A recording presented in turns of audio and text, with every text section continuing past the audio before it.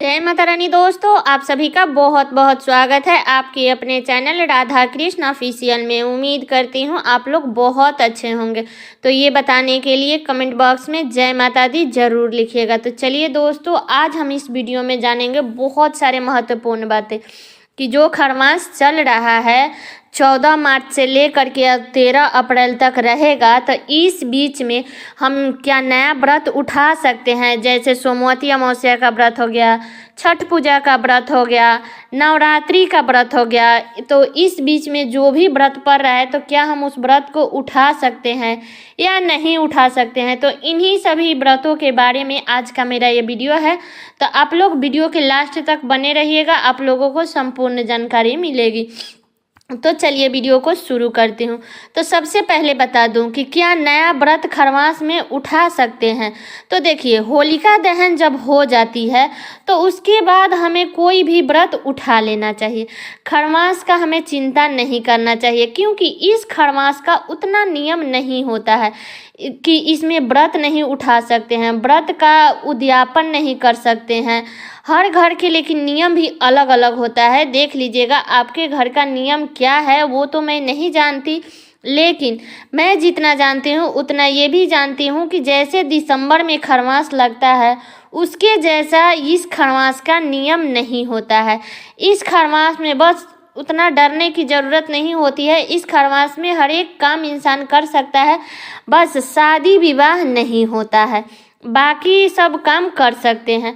बाकी अगर आपका मन नहीं मान रहा है कि हम व्रत नहीं उठाएंगे, सही नहीं होगा, या आप कोई भी कार्य नया कर रहे हैं, जैसे ज़मीन का रजिस्ट्री कर रहे हैं, गाड़ी खरीद रहे हैं, वो रूम खरीद रहे हैं, अगर आपका मन नहीं मान रहा है तो आप मत करिए, नहीं तो आप कर लीजिए, उसको खरमास के बाद में यूज कीजिएगा।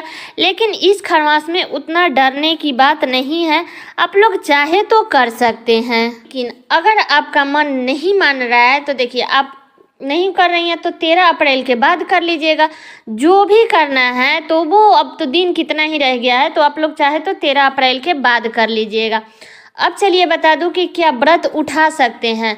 तो देखिए, व्रत उठाने के लिए अगर आपका मन मान रहा है तो आप जो साप्ताहिक व्रत आता है, गुरुवार का, मंगलवार का, शनिवार का, सोमवार का, जो भी व्रत आता है साप्ताहिक व्रत, तो वो आप लोग मत उठाइएगा, क्योंकि उठाया जाता है, ऐसा नहीं है कि नहीं उठाया जाता है। लेकिन अगर आपका मन नहीं मान रहा है तो आप वो मत उठाइएगा, 13 अप्रैल के बाद उठा लीजिएगा।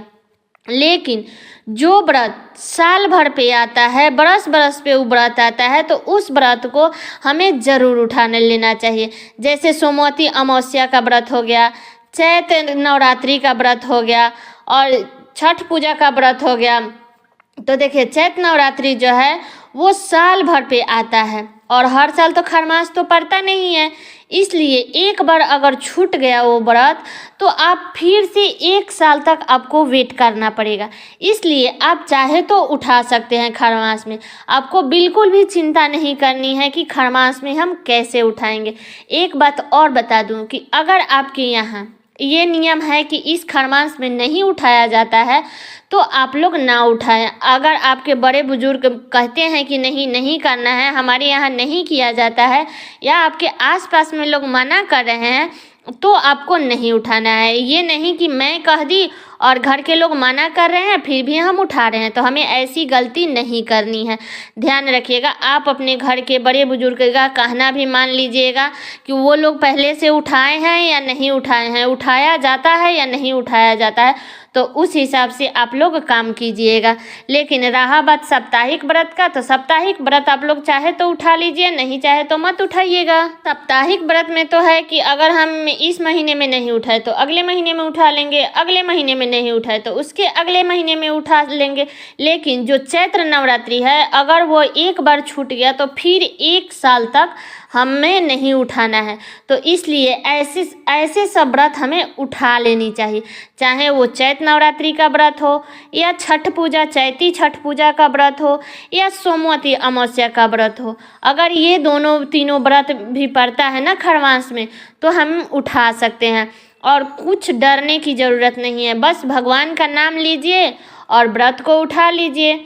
बाकी आप अपने आसपास के लोगों से, अपने बड़े बुजुर्ग से आप लोग पूछ करके तब उठाइएगा, क्योंकि इस खरमास को लोग उतना नहीं मानते हैं दिसंबर जनवरी के जैसा। बस इसमें एक शादी नहीं होता है, नहीं तो इस खरमास में लोग क्या करते हैं, बहुत सारे लोग हैं जो जनेऊ कराते हैं, उपनयन संस्कार कराते हैं, मुंडन कराते हैं, ये सब काम कराते हैं इस खरमास में। ऐसा इस खरमास में नियम नहीं है दिसंबर के जैसा। अब सिर्फ इस खरमास में मैं बता तो रही हूँ कि शादी नहीं होता है, बाकी सारे कार्य होते हैं। अब चलिए अगला बात बता देती हूँ सोमवती अमावस्या के बारे में। तो बता दूं कि सोमवती अमावस्या कब पड़ रही है, तो 8 अप्रैल को पड़ रही है 2024 में। पहली अमावस्या पड़ रही है ये, जो कि 2024 में ये पहली अमावस्या है, ठीक है। तो बता दूं कि जो भी लोग पहली बार उठाना चाहते हैं वो उठा सकते हैं, ऐसा कुछ नहीं है। होलिका दहन हो गया तो उसके बाद उठा सकते हैं, क्योंकि सोमवती अमावस्या की बहुत महत्वपूर्ण व्रत होती है। ये बहुत ही अच्छा होता है, क्योंकि सोमवार के दिन जो अमावस्या तिथि पड़ती है तो उसका अधिक महत्व बढ़ जाता है। इसलिए अगर दिसंबर वाला खरमास होता तो मैं नहीं कहती उठाने के लिए, लेकिन ये जो फाल्गुन मास का जो खरमास शुरू हुआ है इसमें उतना सब नियम नहीं है। इसलिए जो व्रत बहुत इम्पोर्टेंट है, जिसके लिए बहुत ज़्यादा इंतज़ार हमें करना पड़ेगा, 6 महीना साल भर ऐसे पर कोई व्रत आता है तो उस प्रकार के व्रत हमें ज़रूर उठा लेना चाहिए। इसलिए आप सोमवती अमावस्या का व्रत आप उठा सकते हैं, कोई दिक्कत नहीं है। 8 अप्रैल को सोमवती अमावस्या का व्रत पड़ रही है, इसलिए आप लोग उठा सकते हैं। और बता दूं कि मैं भी अब की बार खरमास पड़ा है, उससे क्या हुआ, मैं भी खुद अब की बार सोमवती अमावस्या का व्रत उठाऊंगी। तो आप लोग चाहे तो आप लोग उठा सकते हैं। और कोई भी व्रत, कोई भी त्यौहार अगर हम भगवान के लिए करते हैं तो भगवान का नाम लीजिए और व्रत उठा लीजिए, इसमें कोई दिक्कत नहीं है। तो आप लोगों को तो सारी जानकारी मिल गई कि खरमास में हमें कौन कौन से व्रत उठानी है। तो आप ये जो 3 व्रत है ना, वो पूरे एक तो सोमवती अमावस्या का व्रत बहुत मुश्किल से मिलता है, साल में 2, 3, 4 ऐसे ही मिलता है, ज़्यादा तो मिलता नहीं है। और रहा बात नवरात्रि का, तो नवरात्रि अगर आप अब की बार नहीं उठा रहे हैं तो फिर आपको अगले साल वेट करना पड़ेगा, इसलिए आप लोग उठा लीजिएगा। और छठ पूजा का, तो छठ पूजा भी जिसको उठाना है वो उठा सकता है, लेकिन कुछ भी उठाइए, लेकिन आप अपने घर के लोगों का बात मान करके उठाइए। आपके घर में जो भी बड़े बुजुर्ग हैं वो लोग अगर राय सलाह देते हैं फिर आप उठा सकते हैं, नहीं देते हैं तो थोड़ा अपने घर का नियम भी देख करके चलना है। हमें ये नहीं कि दादी नानी लोग कुछ और करती थी और हमें अपना नियम खुद करना है, तो ऐसी गलती हमें नहीं करना है। इसलिए आप अपने घर में ज़रूर पूछ करके तब व्रत उठाइएगा। तो उम्मीद करती हूँ कि व्रत से संबंधित आपको संपूर्ण जानकारी मिल गई होगी। तो ये वीडियो मेरा यहीं तक का था, तो कैसा लगा ये वीडियो आप लोग कमेंट करके ज़रूर बताइएगा।